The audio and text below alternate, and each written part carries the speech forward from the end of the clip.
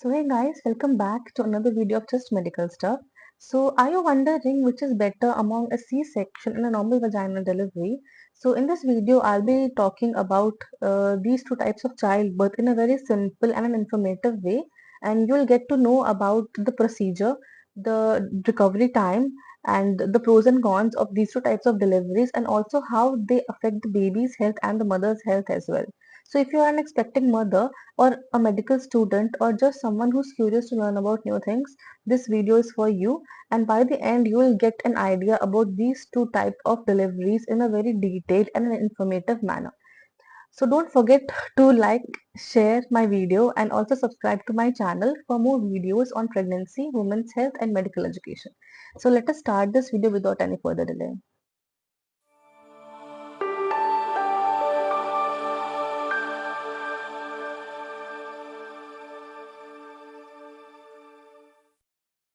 Okay, so let us start with the video.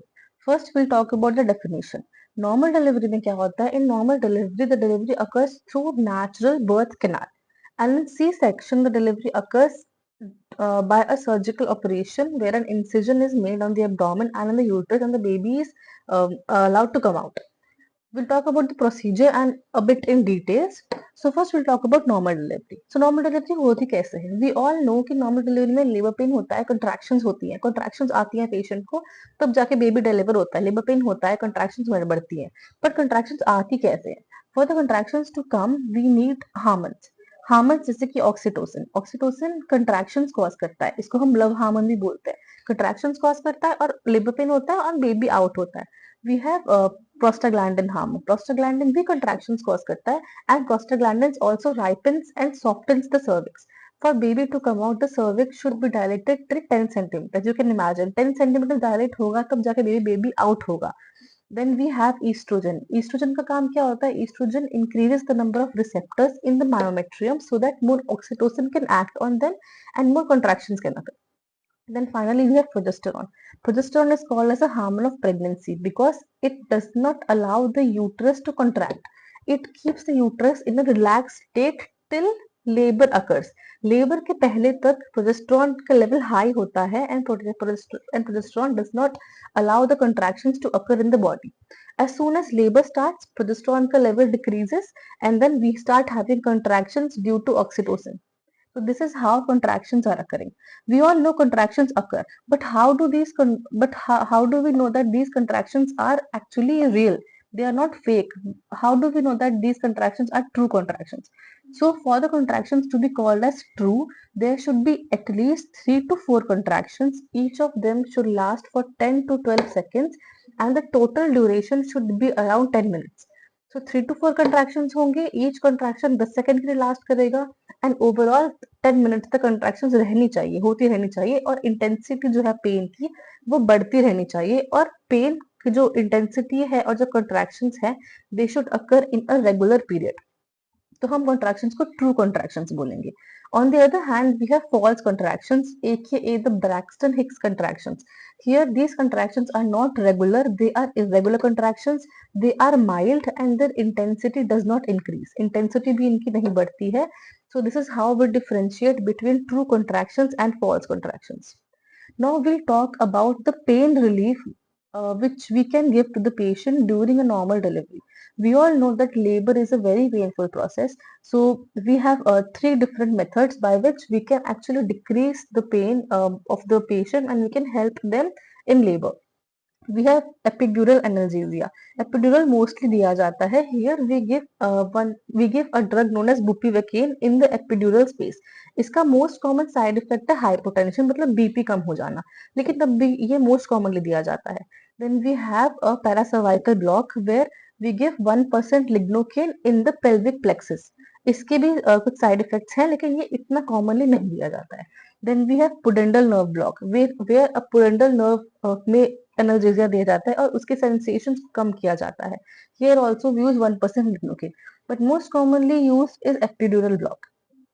So by these three methods, we can actually decrease the pain in a normal delivery. Then we will talk about the hospital stay in a normal delivery. In a normal delivery, hospital stay is comparatively less. You can be allowed to stay for 1 to 2 days, and then you'll be fine. Even the movements will start within an hour or so. You can start walking. But sometimes we might need an incision to be made in the perineum, that is between the anus and the vagina. Mediolaterally an incision is made so that we can get more space and the baby can come out easily. इसको हम लोग episiotomy बोलते हैं. कभी कभी we might require an episiotomy if the baby is bigger in size and other complications. So if this is the vagina and this is the anus, we put an incision mediolaterally so that the baby can come out. इन stitches को heal होने के लिए भी time लगता है, but mostly they heal by 1 month of age. Now if I talk about the time, I skip the time. If I talk about the time in a primigravida, which is actually a female who gets pregnant for the first time, it can range from 1 to 2 hours. But if an epidural analgesia is given, the duration can last till plus 1 hour. You can add, okay, 1 hour extra for the epidural to act. In the case of a multigravida, you can expect the delivery to be finished by 30 minutes. मल्टीग्राविडा में जो काफी time बाद pregnant हो चुकी है उनके लिए 30 minutes होता है delivery time. In the case of primigravida which a female which gets pregnant for the very first time, इनके लिए 1 to 2 hours लगा लो with analgesia. So hospital stay भी कम होता है. By 1 to 2 days you get discharged by the hospital. Now I'll talk about C-section on the other hand. In C-section, pain relief is mostly done by epidural analgesia and a spinal analgesia. Hospital stay is comparatively more. In the case of C-section, you are allowed to stay for 3 to 5 days. Time taken is comparatively less. 15 to 20 minutes में delivery हो जाती है. 15 to 20 minutes में, लेकिन but it is a very major operation and many complications are linked to the operation. Moment में is quite limited in the case of C-section because एक surgical operation है, so you get to attain the maximum mobility. You actually have to rest for a longer period of time. 1 to 2 months are required to get the actual movement to be started. 1 month is actually minimum which is required for you to rest so that you can get back to your normal activities. Stitches, the stitches made on the abdomen, they are actually to be kept dry. For first 1 week, these stitches are to be kept dry. इनको wet नहीं करना है. If you wet these stitches, then you have to deal with a lot of infections. Infections के chances बढ़ जाएंगे if you make the stitches wet. So इनको dry करके रखो first week के लिए. After 1 week, you can take a cotton and you can dab on the stitches and you can like clean the area. But for the first week, keep it dry. Now, if I talk about the advantages of normal delivery and C-section, for normal delivery, the duration is shorter. As I said, 1 to 2 days की duration बहुत होती है. Recovery fast होती है. 1 घंटे के अंदर you can start walking, and the stitches they heal by 1 month. There is a risk of decreased risk of surgical complications. Surgery बहुत minimum है. कभी कभी episiotomy चाहिए होंगी, लेकिन but still it is better. It is safer than an abdominal surgery. In the case of a normal delivery, there is no surgical scar नहीं बनता है. So it is better for future pregnancies as well. आप आगे भी vaginal delivery से आप birth दे सकते हैं. और वी ऑल नो कि जब बेबी बॉर्न होता है तो हम सबसे पहले बेबी को मदर को देते हैं, क्योंकि मदर और बेबी की बॉन्डिंग बहुत इंपॉर्टेंट होती है. इन the case of normal delivery ये बॉन्डिंग अर्ली होती है. जल्दी हम बेबी को मदर को पकड़ा सकते हैं and they get time to bond and breast feeding can also be started early. In the case of a C-section, on the other hand, it is planned and predictable. Okay, a normal delivery is not planned. ये predictable नहीं है. C-section के लिए you can plan and you can get a time slot and then you can go for the delivery. So it is planned and predictable. It is useful in emergencies. For example, fetal distress हो गया. If the baby is having some difficulty to breathe, if there is fetal distress, then you can go for C-section. If there are placental issues, for example, placenta accreta, placenta pacreta, where the placenta gets adherent to the myometrium. Placenta चिपक जाता है myometrium से, बहुत hardly चिपक जाता है और जल्दी निकलता नहीं है, which can lead to uterine inversion also. Postpartum bleeding हो सकती है. सो दीज इश्यूज के लिए we can go for surgical section which is comparatively safer. If the to decrease the risk of birth trauma, if the baby is big, समझो baby बड़ा है, ठीक है, so it the baby can affect the birth canal. Birth canal में trauma हो सकता है. So if that is the condition, you can obviously go for a C-section. I'll talk about the conditions where a C-section is basically required later on in the video. So let us start with the disadvantages then. You all know normal delivery में labor pain बहुत होता है. So it is a painful labor. There is a risk of vaginal tearing. Nowadays episiotomy is performed, but still there is always a risk of vaginal tearing in the case of normal delivery. Unpredictable timing. कभी भी labour pain शुरू हो जाएगा, you have to rush to the hospital, रात को 1 बजे 2 बजे you have to go to the hospital, it can start any time. There is a risk to baby during a long labor. For example, um, if the baby is kept in the birth canal for longer amount of time, the mucus, it can go in the baby's ears, so there can be a problem in baby's hearing. So it is comparatively rarer, but it can occur. There can be a risk to the baby during long labor.